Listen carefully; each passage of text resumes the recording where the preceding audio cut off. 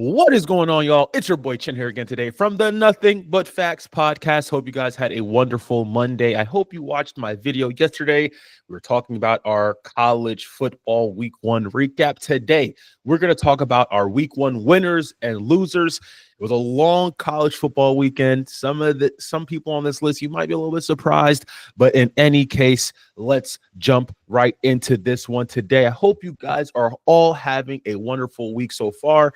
Doesn't even feel like Wednesday, it feels like a Tuesday, but hey, it's all good.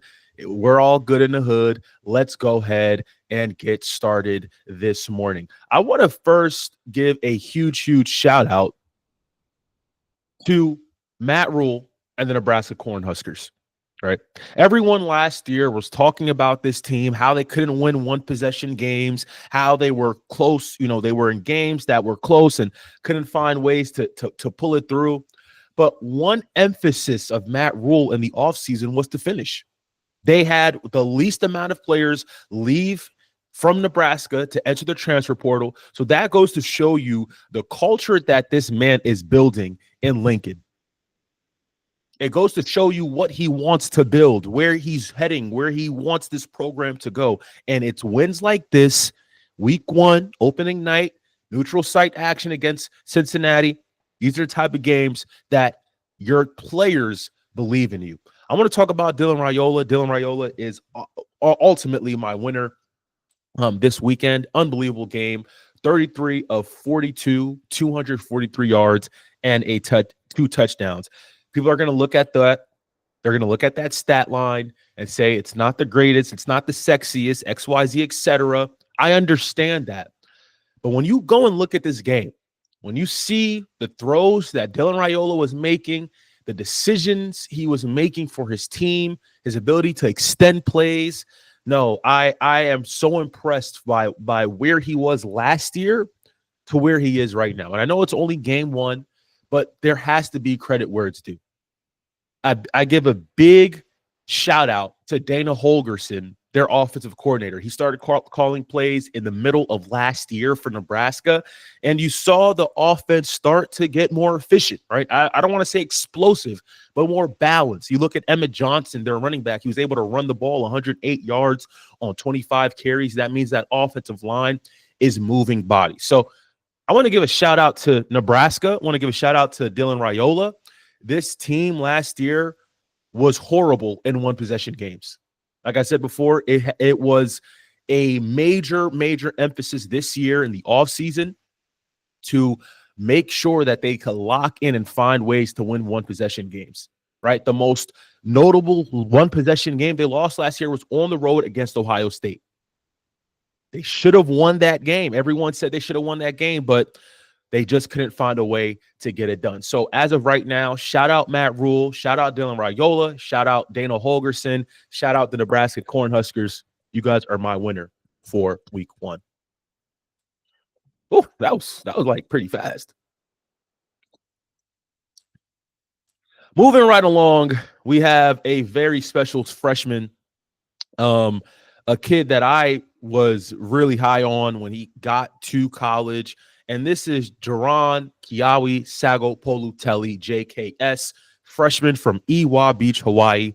If you don't know him, he was a major quarterback recruit out of high school. He ended up going to Oregon. This guy he was at Oregon for about 2 weeks.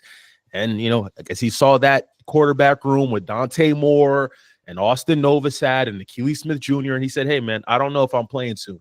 He ends up hitting the portal, goes to Cal. Him and Devin Brown. Devin Brown was the former Ohio State quarterback. He transferred into Cal.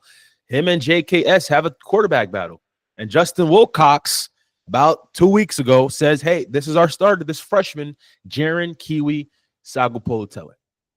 He said, hey, this is our star. We're going to go with the freshman. People thought it was a sign of desperation because where the program is currently, where they're heading, a lot of unknowns in Cal football. And people saw this as a sign of desperation, I did too. I thought when you had a guy like Devin Brown who has experience, I'm not going to say he's the best, right? He has experience. I thought he was going to be the starter. But I was wrong. I was wrong. This guy is a problem. JKS is a problem. 6'3", 225 pounds, on the road, first start in Corvallis, Oregon. He started this game 10 of 10. Okay, I need you to go watch the highlights of this game. Cal versus Oregon State. This guy started the game 10 of 10. So don't tell me about freshmen. Don't tell me about this, that, and the third. If you are a baller, you are going to play. And this also helps me think about another point. We got to stop thinking these coaches are dumb, y'all. We have to stop thinking these coaches are dumb. They know what they're doing. Trust me, there's a reason why Devin Brown did not touch that field on Saturday night. There's a reason why. Because of this guy. They got this guy in front of him. 234 yards, 3 touchdowns, no interceptions. First career start. True freshman on the road, hostile environment. I mean, there's so many things that could have gone wrong. But this guy just quieted all the noise, came in, and just played. And he just balled, man. And I was watching this game. I said, holy smokes. He is putting the ball on the button. He's putting the ball where it needs to be, doing everything he can. And this team won 31-15. So big shout out to Cal football. Shout out Justin Wilcox. Shout out JKS. The Cal football team going on the road is not easy in college football. You found a way to get it done against the Oregon State Beavers. You guys are my winners also for week 1. Clap it up, clap it up, clap it up, clap it up, clap it up. Impressive. They play Texas Southern this weekend. Should be a dub. I'm not worried. But this is college football. We've seen crazier things happen. Let's talk about the losers. A little bit disappointed with some of the things that I'm going to be saying here and seeing. The last one is like a mixture of like a winner and a loser. So I don't know, but let's go back, right? Let's backtrack 2 weeks ago when we were hearing about Kansas State football, when we were hearing about Avery Johnson, about how he could win potentially he could win the Heisman, how he's the best quarterback in the Big 12, how Kansas State has playoff aspirations, how they think they have the most talented roster they've ever had in Manhattan. They've done what they had to do in the transfer portal. Blah, blah, blah, blah, blah, blah, blah, blah, blah, blah, blah. And then we get results like this. Avery Johnson has been underwhelming. I don't know how to say it. I don't know if some people in Manhattan, Kansas might not agree with what I'm saying, but he's been underwhelming. And it's okay. There's nothing wrong with that. There's still 10 games this year. He can find a way to change his course of life, change his course of how we view him as a quarterback. But in my opinion, I think Avery Johnson has underperformed. This is a Kansas State team. If you talk to people in August, in July, they thought this team was good enough to win the Big 12. They thought this team was going to represent the Big 12 in the college football playoff. That's how talented people thought this Kansas football team was. And unfortunately, I can't even tell you what is going on in Manhattan. I don't know what's going on in Manhattan. I can't tell you what's going on in Manhattan. They were down in this game in the fourth quarter against North Dakota. Okay? They were down in this game in the fourth quarter against North Dakota. I don't know what's going on in that locker room. I don't know if it's NIL. I don't know what is going on in that locker room. But y'all boys need to wake up. Because Army is coming to town on Saturday. And Army just lost to Tarleton State. Trust me, they're hungry. Army's hungry. And I'm not saying they're gonna beat, Kansas State, but damn, should be a good game. Todd Monk is gonna have his guys ready to go. So I don't know about Kansas State. I don't know what's going on in that locker room, but we need to wake up. because this is certainly not the results we wanted to see to start the season, especially if you're a Kansas State fan. These are not the results we wanted to see. Now, you still have some time to get it corrected at Arizona. Arizona just had a big win on Saturday against Hawaii, Central Florida, Baylor. You got to find a way to get it together before conference play starts. Well, conference play already started. You lost. But in the heat of conference play, you need to find a way to get it together because that is unacceptable. The effort that was displayed on Saturday is unacceptable for a team who we thought was good enough to get to the college football playoff, that we thought was good enough to win the Big 12. So we'll see what happens. But I said this, man. Avery Johnson, his play has just not been where I think it needs to be. Right? When Avery Johnson came in from high school, it was Mays, Kansas, Mays High School. Right? This dude was pronounced the savior of Kansas State football. This guy was the dude who was going to take Kansas State from here to here. Right? That's what we thought. He'd take Kansas State from here to here. And it just hasn't been that. Just hasn't been that. And I don't know what it is. Chris Kleiman, I think Chris Kleiman's a fantastic coach, but we'll see what happens. And I could be wrong. It could be still early. They could go on and win every other game 35-7. But as of right now, Kansas State needs to get it together. And for our last winner, loser of the day, we are going to shout out the Tulane Green Wave for winning. There are winners, but our Northwestern Wildcats are definitely our losers. Okay. I didn't think this game was going to become like this. I didn't think this is what we were going to see as the final score. Okay. I watch games like this. I really pay attention to these. I don't want to say bottom end Power 5. I don't want to say that. Just, the Power 5 teams we know that, we're realists here. This is nothing but facts, right? We know Northwestern is not like that, right?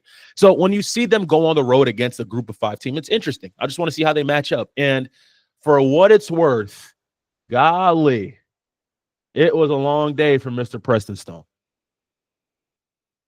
It was a long day for Mr. Preston Stone. And it's crazy because you think that Preston Stone was one of the most accurate quarterbacks at SMU when he was there with Rhett Lashley. When he was the quarterback at SMU, Preston Stone was having SMU in the top 25. 300-yard passing games, 4 touchdowns. I can recall a game Preston Stone went, I think, 400 yards and 5 touchdowns. And I don't know what happened on Saturday, but that is crazy. 19 of 36, 4 interceptions is absurd. It's absurd. Right? I see the new facilities going on at Northwestern. I see they funding all this money into the football program, blah, blah, blah. I see it all. But there needs to be results on the field. You cannot, as a Big Ten team, go on the road against Tulane and not score a touchdown. That is not impressive at all. That's actually really, really sad. It's actually really sad. I have no words for it, and that's why they're in my losers category for this week. But for our winners, we're going to shout out Tulane. For our winners, we're going to shout out Jake Retzlaff and this Tulane team. What John Summerall has been able to do at Tulane, the head coach, he lost Darian Mensah last year, and he said, man, I still need to go get a quarterback. The Jake Retzlaff situation unfolds at BYU, how it unfolds, and he ends up becoming the quarterback. He ends up enrolling at Tulane. I will say this, and I will say this, and I will say this. Jake Retzlaff is one of the most underrated quarterbacks in college football. He is one of the most underrated quarterbacks in college football. I know my screen isn't lying because I see a quarterback that had 10 carries, 113 yards, and a touchdown. And he followed up with 18 of 31, 152 yards, and a touchdown. That, to me, is a baller. 265 yards of total offense, 2 touchdowns. That's gamer to me. That means you love the game. You do this. You really do this. And I am so impressed by Jake Retzlaff. I was impressed with him last year at BYU. When they were at BYU last year, his ability to throw the ball down the field, Chase Roberts, big body wide receiver, he was able to do that in that BYU offense. And they had some losses. Arizona State, they had some losses that could have maybe changed the trajectory of this football team. But when you watch the tape last year of Jake Retzlaff, he showed up. He was one of the best quarterbacks in the Big 12, maybe one of the most efficient quarterbacks in college football last year. So I'm interested to seeing how does this Tulane team move on. What is next for Tulane? South Alabama versus Duke and Ole Miss. I mean, that's a pretty dope schedule if you're asking me. That's a pretty cool schedule if you're asking me. Ole Miss just came off of a huge, massive win against Georgia State, right? So that'll be very, very cool to see that happen. That'd be very cool to see that happen. My timer just went off, y'all. Oh my goodness, my timer just went off. All good. But Jake Retzlaff for what it's worth, Tulane what it's worth, John Summerall for what it's worth, on Nothing But Facts. You guys are our winners. Northwestern, you guys are our losers. Pathetic. We'll see what happens, but that is what we have for our week 1 winners and losers. Keep liking, keep commenting, keep sharing. Love you guys. God bless. Have a great Wednesday. Peace.